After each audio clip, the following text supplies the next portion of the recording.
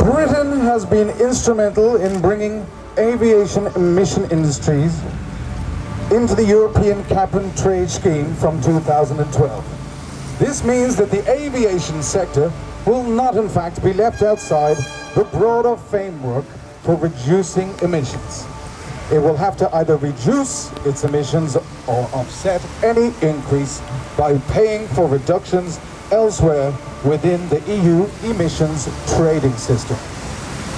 The building of a third runway is vital for our economy at a time when our economy quite clearly needs all the help it can get. Given the fact that the steps we are taking to limit any increase in carbon emissions gives us the toughest climate change regime for aviation of any country in the world, we believe that the building of a third runway at Heathrow need not in any way prejudice the achievement of our emissions reductions targets. And therefore there is certainly no need to terminate domestic flights, which would cause great inconvenience to people and damage the aviation industry unnecessarily, all for very little gain in terms of emissions reductions. And to close, aviation is the source of only a small fraction of our emissions overall, but vital to our economy. There are many other ways we can more sensibly reduce emissions before inflicting economic self-harm in this way. Meanwhile, research is being carried out on green fuel for aircraft, which may soon make any limiting or reduction of aviation quite unnecessary anyway. Thank you, everybody. Mr. Speaker, Your Majesty, my dishonourable friend, and ladies, gentlemen, boys and girls. Now, my dishonourable friend here talked about emissions trading. I got suspicious of emissions trading a few years ago when I heard the aviation industry were lobbying for it. The aviation industry were proudly lobbying apparently for a tax, for something that they claimed very self-righteously would cost them something because they wanted to do their bit to save the planet. Now, when I hear that from the aviation industry, immediately I get worried. I'm afraid that my dishonourable friend here has fallen for the disinformation put out by the aviation industry over emissions trading. For the fact of the matter is that if the European emissions trading scheme for aviation goes ahead sort of in its present form, by 2020, not 2010, but by 2020, growth in Europe, instead of being 142%, will be somewhere between 135 and 139%. No wonder the aviation industry are so keen on emissions trading. It allows them to grow, and it actually allows them to grow at the expense of the planet, and particularly at the expense of the poor people living on the planet. Now, my friend here also talked about the economic case for expansion at Heathrow.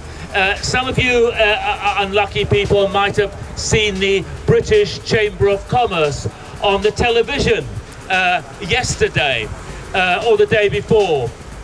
And they put out a report which claimed that a third runway at Heathrow would gain for the economy 30 billion pounds over 60 years. That sounds very impressive until you look at what the report didn't say. The report, unbelievably, didn't factor in any costs for the social and environmental downsides of building a third runway at Heathrow. So there were no costs factored in for climate change impact of Heathrow, and if a third runway goes ahead, Heathrow will be the single biggest emitter of CO2 emissions in the country, yet that was not factored in to the British Chamber of Commerce report. They factored in no cost for the growing noise for residents living under the flight paths, no cost for air pollution, which at Heathrow is already above the EU legal limits, no cost for the community destruction of places like Simpson, Harmondsworth and elsewhere, which will be destroyed, no costs for the growing traffic congestion and the cars on the road. Now, any credible report looks at both the benefits of investment and the downsides of investment. This report simply did not do that. In my view, it was simply a panic measure by a growing body of opinion that the British Chamber of Commerce thinks it represents, because they feel they won't get their third runway at Heathrow.